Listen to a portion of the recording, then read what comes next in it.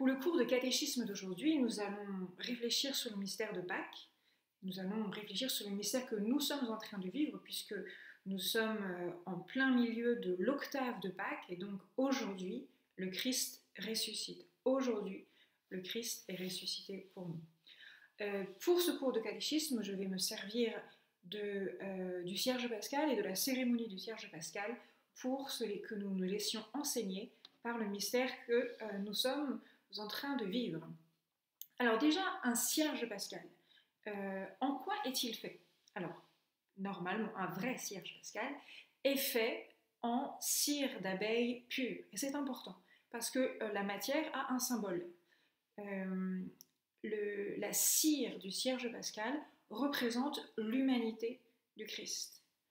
La flamme du Cierge pascal représente sa divinité. Donc, dans le mystère du Cierge pascal, vous avez le mystère de l'incarnation.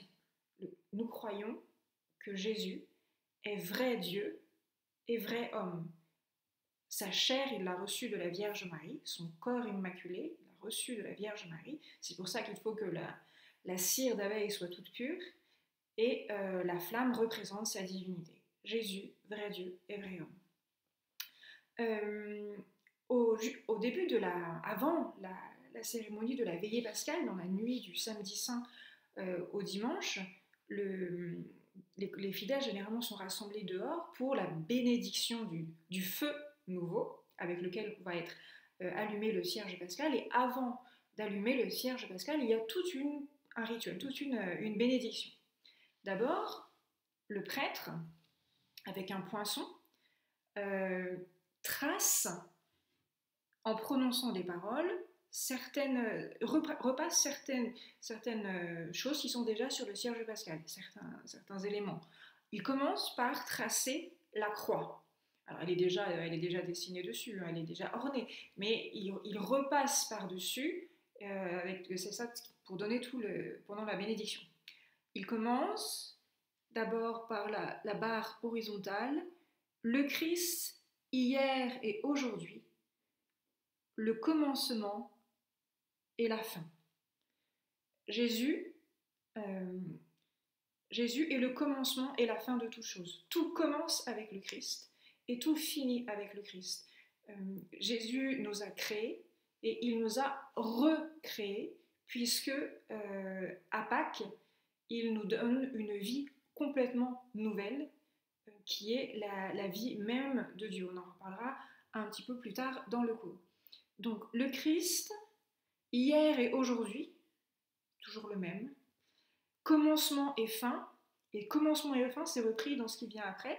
Il trace la lettre alpha et oméga.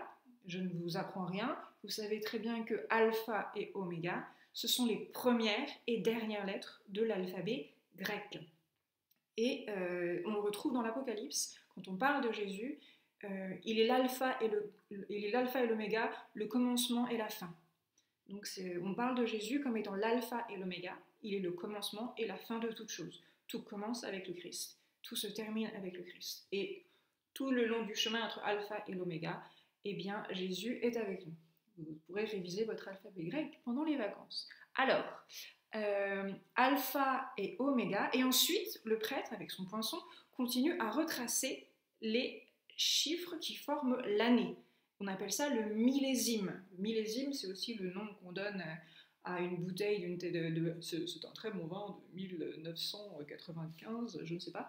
Bref, c'est un millésime, c'est l'année du vin, mais là c'est encore mieux, c'est un vin encore plus réjouissant. C'est le vin nouveau de la grâce chrétienne. Alors, sur la première lettre, donc le 2, à lui sont les temps et les siècles, à lui la gloire et domination pendant tous les siècles de l'éternité. Amen. Le mystère que nous célébrons, puisque nous sommes le jour de Pâques, j'ai failli dire une grosse bêtise, c'est évidemment passé dans l'histoire il y a environ 2000 ans, mais il est réel. Le mystère il est actuel plutôt, c'est le mot que je voulais dire. Le mystère que nous célébrons est actuel. lorsque nous vivons aujourd'hui, le 15 avril 2020, eh bien, le 15 avril 2020, Jésus ressuscite. Donc le mystère est actuel.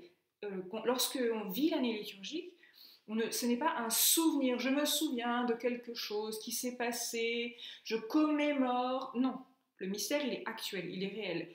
Vendredi Saint, j'étais vraiment à Jérusalem, peut-être pas à Jérusalem, mais au niveau de la réalité, j'étais au pied de la croix.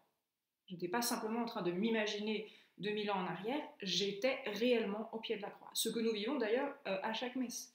À chaque messe, je suis au pied de la croix et je ressuscite avec le Christ. Donc c'est vraiment quelque chose qui est important. Il ne s'agit pas simplement d'un travail de mémoire, mais vraiment une présence. Donc Jésus ressuscite pour nous en 2020 aussi. Alors ensuite, autre chose que fait le prêtre, il prend des grains d'encens. Il prend des grains d'encens et il les place. Alors, on va se servir des traits. Un ici, un là, un au milieu et un sur chaque branche de la croix. Les grains d'encens représentent les 5 plaies du Christ. La couronne d'épines dans le front, les 2 pieds encloués ensemble en bas, la main droite, la main gauche et la blessure sur le côté. Les blessures, mais cette fois-ci des blessures qui sont glorieuses. D'ailleurs, saint Thomas se pose la question dans sa somme théologique, de savoir mais pourquoi est-ce que le Christ ressuscite lorsqu'il apparaît, vous savez, il y a des apparitions du ressuscité après la résurrection. Pourquoi lorsque le Christ, Jésus, apparaît aux disciples, il apparaît avec les plaies? Souvenez-vous à Thomas, Thomas dit oui, je ne croirais que si je mets ma main dans son côté et dans la blessure des trous. Et Jésus qui apparaît, il dit viens mettre ta main dans mon côté, etc. Et eh bien, saint Thomas répond que les blessures du Christ sont maintenant des blessures qui sont glorieuses et du coup qui sont des instruments de notre salut. Elles manifestent la gloire du Christ. Ensuite, alors pendant que le prêtre met les grains d'encens, il dit par ces saintes plaies glorieuses, une plaie c'est une blessure, par ces saintes plaies glorieuses qu'il nous garde et nous conserve le Christ Seigneur. Après avoir béni donc le cierge pascal, avoir fait toutes ces actions, le prêtre va allumer le cierge avec le feu nouveau qui a déjà été béni, et en disant, quand il allume le cierge, il dit que la lumière du Christ en sa glorieuse résurrection dissipe les ténèbres du cœur et de l'esprit. Et après, lorsqu'on rentre dans l'église en procession, progressivement on allume les fidèles, généralement des petits cierges, et progressivement alors qu'on avance, les cierges sont allumés un peu plus quand on est plus avant dans l'église, et le prêtre chante, par exemple en latin ou en français, mais en latin c'est Lumen Christi, lumière du Christ, et on répond Deo gratias, rendons grâce à Dieu. La lumière du Christ. Alors, reprenons un petit peu ce symbolisme de la lumière. La résurrection a eu lieu, non pas à midi, non pas à 3h de l'après-midi, elle a eu lieu la nuit. La nuit, ça symbolise aussi l'état dans lequel était l'humanité depuis la faute d'Adam et Ève. Depuis la faute d'Adam et Ève, l'humanité était dans le péché, était séparée de Dieu, était coupée de la lumière de Dieu, était donc dans les ténèbres. Et le Christ a épousé, a choisi ces ténèbres tellement profondément qu'il a accepté même d'être enterré dans un tombeau. Dans un tombeau, il n'y a pas beaucoup d'éclairage. Il était vraiment dans l'obscurité la plus totale. Et de cette obscurité qui symbolise notre péché, la vie a jailli. La vie, la lumière du Christ a jailli dans l'obscurité. Et cette lumière qui nous est donnée, c'est à la fois une lumière qui nous éclaire, qui nous apprend des choses, mais c'est surtout une lumière qui nous vivifie.